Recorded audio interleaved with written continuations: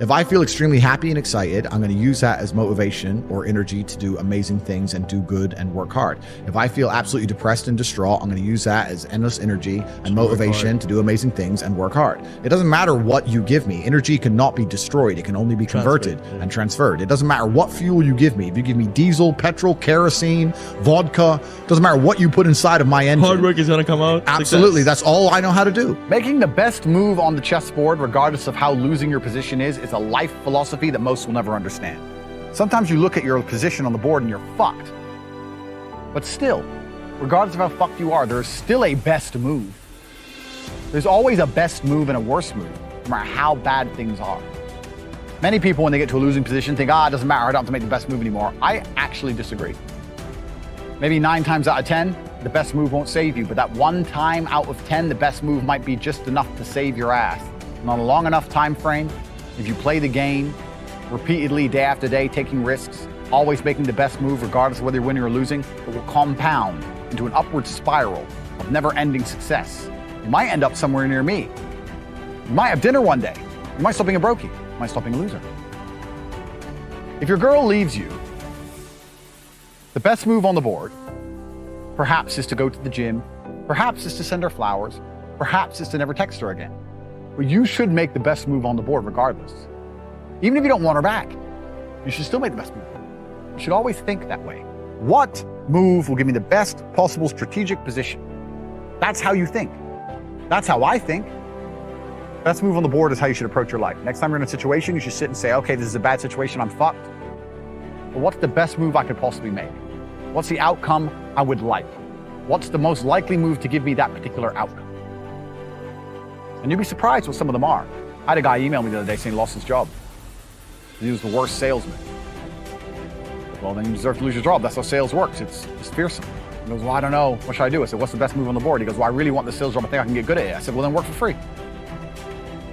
So do you have another job yet? He said, no. Okay, while you're applying for other jobs, instead of sitting around on your ass at home, keep working for free for the company for 2 or 3 weeks and see if you can turn it around.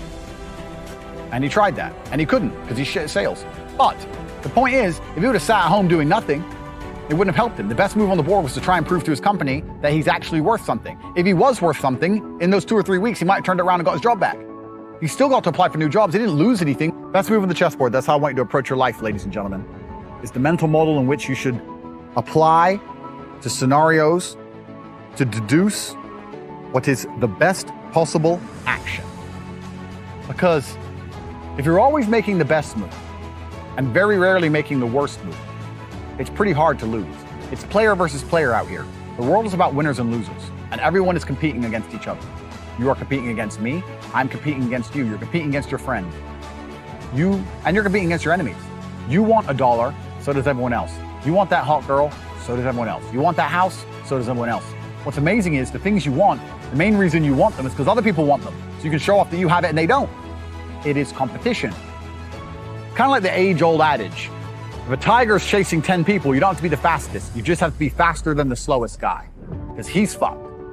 So considering that a lot of people are constantly making the wrong moves, if you can just start to make the right moves most of the time, you'll see exactly how easy life can be. The way that humans work and the way that we've evolved as a species is that we don't really learn lessons unless they're learned the hard way. Yeah. I believe that unless a lesson has taught the hard way, you're not going to learn it. You can have so many near misses and people won't learn their lesson.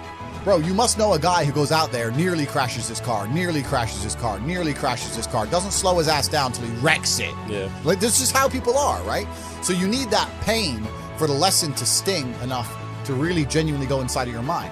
And it's the same with everything. It's the same with driving a car or business. Truthfully, if you want to learn a lesson about business, you're going to have to suffer at some point, right? Mm-hmm. So we always say that most people are not successful with their first companies, X, Y, Z, blah, blah, blah. I get that. The truth is, there's a lot of people who make a lot of money with their first company, but they just spunk it, act an idiot, and it all blows up in their face. And that's how you get the discipline on your fourth company, that when you have $3 million in the bank, you just leave it there. You know, and don't be done with it. So you need to go through some pain. You need to experience some negative things. You need to have to a degree some trauma to really even learn any lesson. I am absolutely and utterly a believer in hard work. I'm a proponent of hard work. I have all this money and all I do is work. My entire life is work. This podcast is work. I'm getting in the car, I'm going to another meeting, work. I'm going to fuck a bitch, that's work. I'm going to go to the gym so I'm in good shape, work. It's all work. My entire life is work. And people don't want to look at life that way. They want to talk about work-life balance and being lazy and all this crap. I don't believe in any of that. I believe in, if you want to win, you have to outcompete the man who's prepared to do nothing but work. It's player versus player. If you're going to sit there and go, I don't want to work more than an hour a day, well, the guy who does want to work more than an hour a day is going to beat you. And no matter how smart you are, there's always a smart dude who's doing the same smart work you are for more hours than you're doing it. That's just the nature of the game. So if you're the kind of person who's going to quit because it's hard, then fuck off. I don't even want your energy around me, because quitters are the worst people on the planet. You can give a quitter absolutely everything and they will still fail. You can give it, doesn't matter what it is. If you go to IKEA and buy a flat pack fucking table and put it in front of a quitter, you will never have a table. He'll look at it, and it's just long, and he'll quit. Quitters can have every single advantage. Quitters can have all the information. Quitters can have all the tutelage. Quitters can have a mentorship. Quitters can have someone who messages them every morning, hey bro, let's get it. And guess what they're gonna do at the end? Quit. They ain't never gonna have shit. So if you're a quitter, I don't even want you even inside my organization. I don't want quitters anywhere near me, because you're never gonna be successful. People say, hey man, you need to find what you're passionate about and do that. And what they're trying to say is only do what you like, because you have no motivation to do anything else. And motivation in and of itself is a scam. I don't believe in motivation. I believe in discipline. I am not motivated to do the things I'm supposed to do every day. I don't wake up full of like joy that I have to go to the gym, or that I have to work, or gotta deal with crap. I don't feel motivated to do them. I'm disciplined. I do them regardless of how I feel. Whether I'm in the mood to do it or I'm not in the mood to do it, it gets done.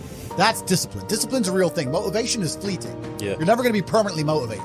So when someone comes along and says, oh, do what you're passionate about, what they're saying is you'll have endless motivation, and then you'll be able to try hard. If you're the kind of person who can only try hard at something he enjoys, then you're gonna fail. Because most things you enjoy don't pay any money. If they paid money, you wouldn't enjoy them. It's called a job, right? Nobody likes their job. You like your hobby. I'm sure you like playing video games. Maybe 1%, 0.1% can make money from video games, right? Most people, you ain't ever gonna make it. Be passionate about success. If you're passionate about money, then you can be passionate about anything. I'll be passionate about any business on earth that pays me. If you pay me $1 billion to dig that hole, I'll be very passionate about that hole. I will dig that hole with passion for the cat. You're a man, right? And if you're a man, then it's absolutely not really a different experience of life. I think we're here to struggle. I think we're here to endure pain. I think we're here to just see how hard we are to kill. I think that going through terrible things and living through them and coming out the other side is one of the most fantastic things about being human.